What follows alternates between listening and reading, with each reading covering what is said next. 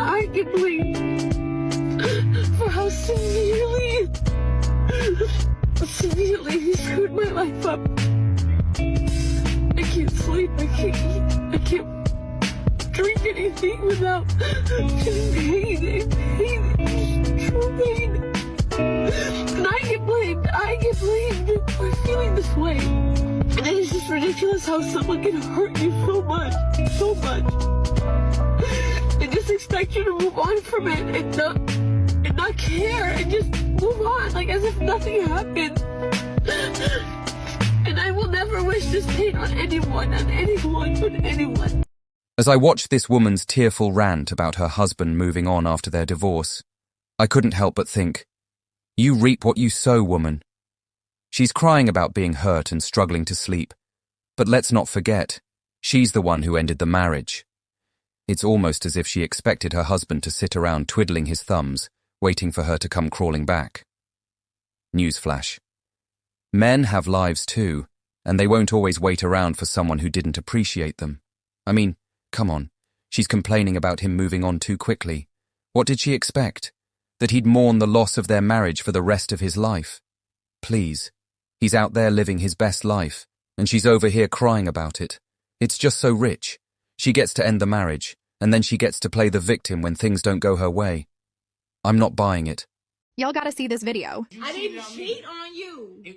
I did not cheat on you. It was a woman. Yes. It was a woman. Yep. That's why it's not cheating, and yes. I'm insecure because of that. Yes, man up. Are you serious right now, bro? Are you going ballistic, putting all my stuff by the door? Because you think this like, is a game. What's wrong with you? You think this is really a game. I can't believe you. A game? I can't. You really need to get out. Can you put my stuff back in the closet? You need to get out for real. Put my stuff back. I can't believe that you think. And I can't believe that you're doing all of this. And you calling me insecure. Yeah, insecure. And the fact that you're recording me shows me that you have no remorse and no respect for me at all. No, I want you to see how you look. Because doing the most. Because I had a little too much to drink and had a little fun with a friend. Okay, and you call it fun, and I'm insecure because of that, right? Yep. And you think I'm supposed to be okay with that? There's no respect in our relationship. It's no respect. I was on it. This woman has to be the most delusional woman on the internet, and I'm still trying to pick my jaw up from the floor. This woman cheated on her husband with another woman. Yes, you read that right. And then had the nerve to act like she did nothing wrong. In fact, she went so far as to call her husband insecure for kicking her out. Let me get this straight. She cheats on her husband, breaks his trust, and then expects him to just forgive her and take her back. And when he doesn't, she plays the victim and claims he's insecure. Girl, bye. And what's even more ridiculous is that she tries to downplay the whole thing by saying she was just drunk and having a little fun with a friend. No. Cheating is cheating, regardless of whether you're drunk or sober. And if you can't see that, then you're the one who's insecure. Insecure in your own relationships and insecure in your own decisions. I'm so tired of women like this who think they can do whatever they want and then play the victim when things don't go their way. If you cheat on your husband, you can't expect him to just forgive you and take you back. That's not how it works. Anyway, I hope this woman takes a long, hard look at herself and her actions. She needs to realize that cheating is never okay, and that it's not just about the sex. It's about the emotional betrayal and the hurt that you cause to the people you love. I've been crying all morning long. My husband told me that I needed to pack my stuff and get out the house.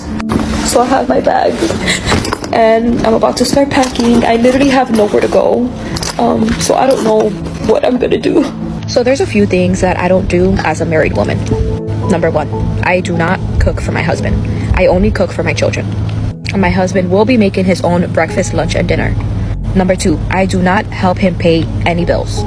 So if he is short on the rent, on utilities, or anything like that, it is not my problem. I will not be helping him out. His job is to provide for his family, so I am not financially contributing to any of the bills. Number 3, I do not do his laundry. I have my own laundry and my children's laundry to do, so he could do his own. I won't help him put it away. I won't help him fold anything. That's his responsibility. Number 4, he is responsible for replacing any of his essentials like soap, shampoo, anything like that. He needs to go buy it himself. Even if I'm at the store, I will not be replacing it for him. If he needs new underwear, new socks, or anything like that, that's for him to do. I'm not gonna do it for him. I'm not gonna enable a perfectly grown-ass adult, because then they get used to that shit, so no. My purpose is to be the queen of our castle. I just sit back on my throne and I supervise the peasants. I mean, my husband. No, but all jokes aside, my husband is very lucky to have me. Like, I can promise you that he's very, very lucky. And I'm pretty sure my husband has endless stories to tell his friends, his co-workers about how much of a helpful wife I am. My purpose is to keep the couch warm and to keep the remote close. It's a vital role in our marriage, and that's what works for us. A few moments later. Next clip will be the result of what's going on. I've been crying all morning long. My husband told me that I needed to pack my stuff and get the fuck out the house. So I have my bag and I'm about to start packing. I literally have nowhere to go. So I don't know what I'm gonna do. This is another entitled woman who literally brags about not cooking, cleaning, or financially supporting her husband. In fact, she says she won't even buy him essentials when she's at the store. But hey, she's happy to take care of herself and her kids.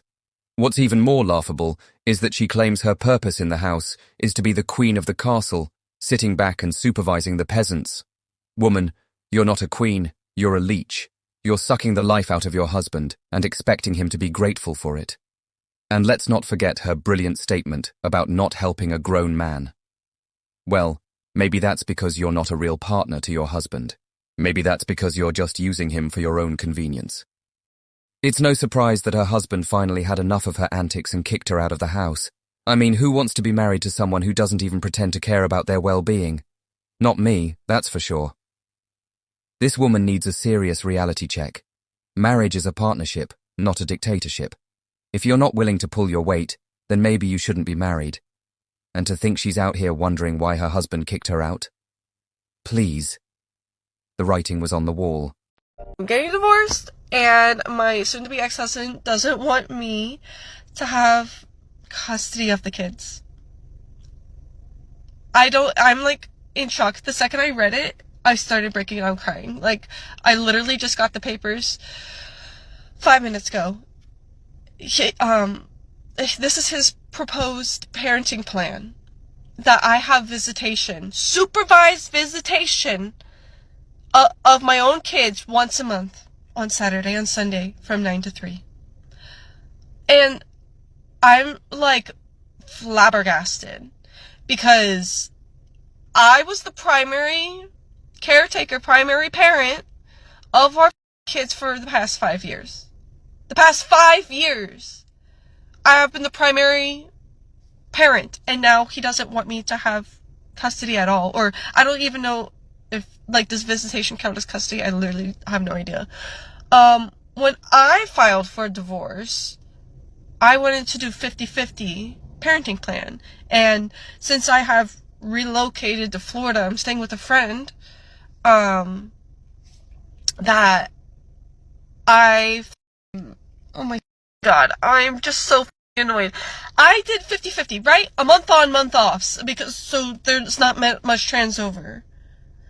I'm so annoyed, actually. Now I'm just realizing that the reason why he was able to file is because I gave him my address. I let him know where I was living, and that's why he was able to file, and that's why he was talking to me. I'll show you the text messages right now. Here's the text message with me and him. Monday, he texts me, "Are you staying with Rachel, my friend?" And he knows where Rachel is. I said, yes, and I referred to a question. You know when Monday was? The 21st, and he filed on the 22nd. I'm actually so pissed at myself. All I wanted was to have a conversation to see where his head was at, what he was doing. He said that, "Oh, I don't think the kids are ready to see you." And this is why I didn't want him knowing my location. I literally, did not explicitly tell him my location. And then the second I gave him my location, he stopped responding to me at all and went ahead and filed this god-awful parenting plan so that I don't have my kids anymore. Like, what the He literally, right before I left, was getting a job where he was working Monday through Friday. Previously, he had a more flexible schedule. He was going to work Monday through Friday, so I can watch the kids Monday through Friday while he watches them on the weekends. Which, I'm pretty sure that's 70-30, right? In percentages. Like, what the actual This woman's rant about losing custody of her kids is a masterclass in entitlement. She's shocked that the court didn't grant her 50-50 custody, despite her own actions leading to the divorce. And let's not forget the pièce de résistance. She mistakenly gave her husband her location, and he filed for divorce the very next day. What a genius move. I'm not buying her tears and wailing about being a devoted mother. If she was really that devoted, she wouldn't have made so many reckless decisions that led to her losing custody. And now she's playing the victim, expecting everyone to feel sorry for her. Please. The court's decision wasn't based on her feelings or her desires. It was based on what's best for the kids. And if that means she only gets supervised visitation once a month, then so be it. Maybe she should have thought of that before she started making poor life choices. This woman needs to take a long, hard look at herself and her actions. Instead of playing the victim and expecting everyone to feel sorry for her, she should be taking responsibility for her mistakes and working to become a better parent. Until then, I'm not shedding any tears for her. That's it for today's video. If you have any thoughts or opinions, please share them in the comments below. Don't forget to subscribe and hit the notification bell. Thanks for tuning in to Ape Reacts. If you want to see more videos like this, be sure to subscribe and hit the notification bell. See you in the next video.